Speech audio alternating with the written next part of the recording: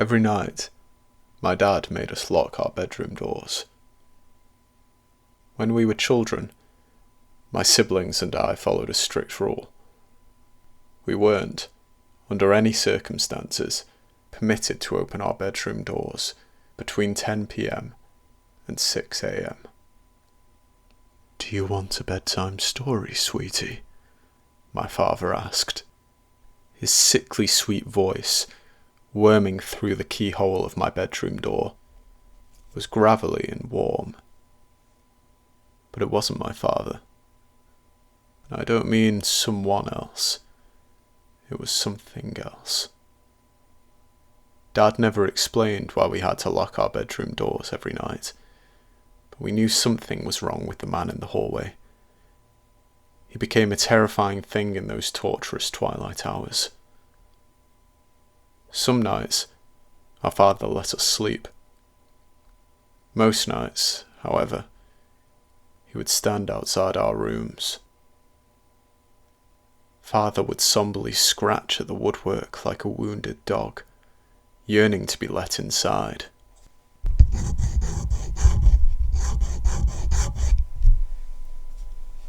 I don't know how we resisted the urge to open our doors for so many years. We were children. How did we know that it wasn't just a game? It might have been something about the tone of Dad's voice. The air always felt sour when he hissed those nightly words of caution. But the man would transform after 10 o'clock. My fawning father uttered hollow platitudes in a bid to appeal to our childlike sensibilities. "You've been such a good girl, Rosa," he once cooed from the other side of the door. "Why don't you come out and have a slice of cake? Our little secret." After an hour of unsuccessful badgering, I heard his nimble feet shuffle near soundlessly across the carpet. He begged my older sister, Lottie, to open up. Then, finally, he would beg Alden, his eldest child. Dad always seemed to rattle my brother's door handle the most insistently. It wasn't until the spring of 2014, when I was 9 years old, that my father's safeguard crumbled to pieces. On a dreadful night that I have tried to forget, a commotion woke me, but it wasn't my father. "Help!" Alden screamed in a muffled voice from his room down the hall. "Let me out!" I rose from bed and walked to my door, listening to the cries of my terrified brother. I could hear shuffling sounds in my sister's room across the hallway. "Rosa?" Lottie whispered, muffled by our 2 doors. "Are you awake?" "Yeah," I answered. "What's wrong with Alden?" "I don't know," Lottie said, and she cleared her throat to project her voice. "Alden? What's wrong?" "I need help!" he screeched. She whimpered. Is it Dad? Did you open the door for him?" "No, of course not," Alden scoffed. I can't breathe. I need to go to the hospital."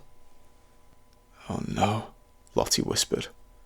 "We need to check that he's okay," I replied. "No," Lottie barked. "You know the rules, Rosa. We can't open our doors until 6. We have to wait for another 4 hours."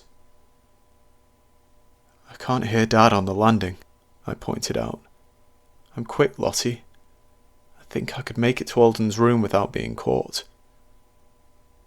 I could hear my heartbeat in my eardrums. The thrumming sound swelled in my shivering head, striving to ward off foolish thoughts. No use. I'd already placed one palm on the door handle, whilst using the other to twist the lock open. It clicked. "Don't do it," Lottie pleaded. "Don't make me come out there with you. I will." "Sorry, Lottie," I said. "It's not a game, Rosa," my sister wailed. "Something's wrong with Dad. That thing we hear outside our doors. It isn't him." I eyeballed the door handle for 10 endless seconds, carefully considering my sister's words. She was right.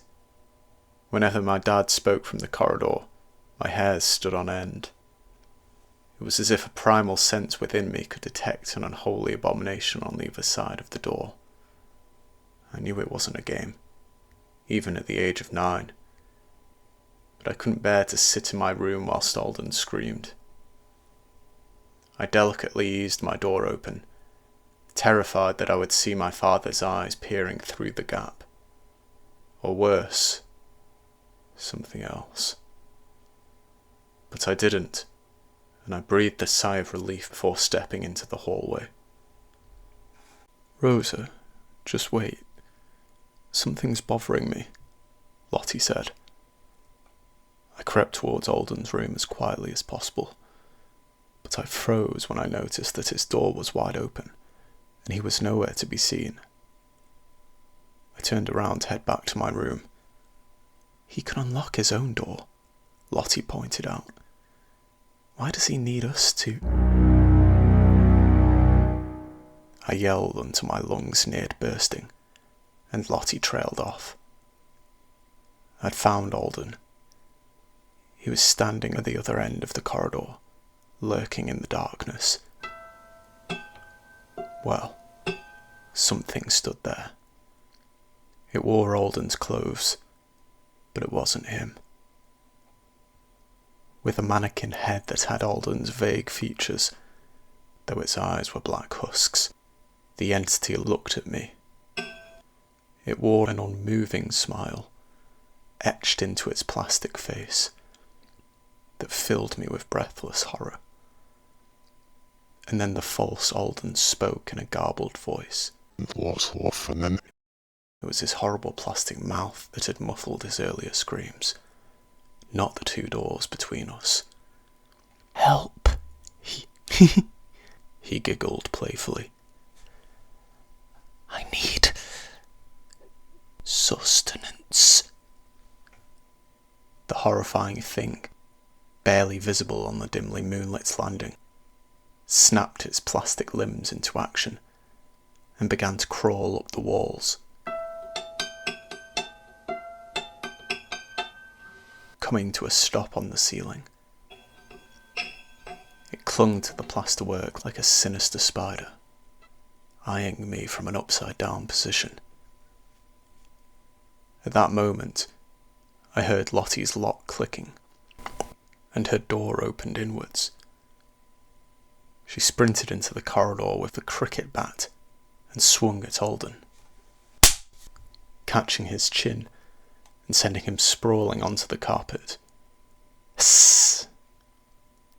He hissed and prepared to pounce at my sister, but a sudden voice stopped him. It came from the darkness, accompanied by clomping footsteps. "Happy birthday, my son," my father whispered, stroking Alden's hair. "Don't be afraid, girls. Alden has been given "The gift." It's in our blood. Your time would have come too." Dad stepped into the sparse light, and I saw that he looked just like Alden. Worse, perhaps. His plastic mannequin face looked tarnished by time, smeared with bloodstains, chipped and cracked. "If only you'd kept your doors locked, my delicious daughters," he snarled. Lottie turned, with tears in her eyes, obstructing our father from reaching me. She clutched the cricket bat with her trembling hands. "See the window behind you?" she asked me. I turned to face the glass pane at the end of the landing. We lived in a bungalow, so I knew I could escape directly onto our driveway, but I wasn't looking at the outside world. As I ran to the window, I watched my sister's reflection in the glass pane. She valiantly defended herself against our father, but the monstrous man snapped her weapon like a twig before wrapping his plastic arms around her. I cried, fumbling with the latch for the window. My father, with arms like boa constrictors, liquefied my sister. He turned her into plastic sustenance. Lottie unleashed a deafening scream as her body bloodily detonated, drenching my father's face and the walls. The haunting ghoul hissed at me as I clumsily clambered out of the window, tasting freedom. I don't know why he didn't pursue me, but I ran straight into town, stumbling into the local police station. Dad and Alden were never found, but the remnants of my sister served as evidence of my story. I've spent the last 9 years reliving that ghastly night. You probably know why I suddenly felt the urge to tell the tale of my family's horrible secret.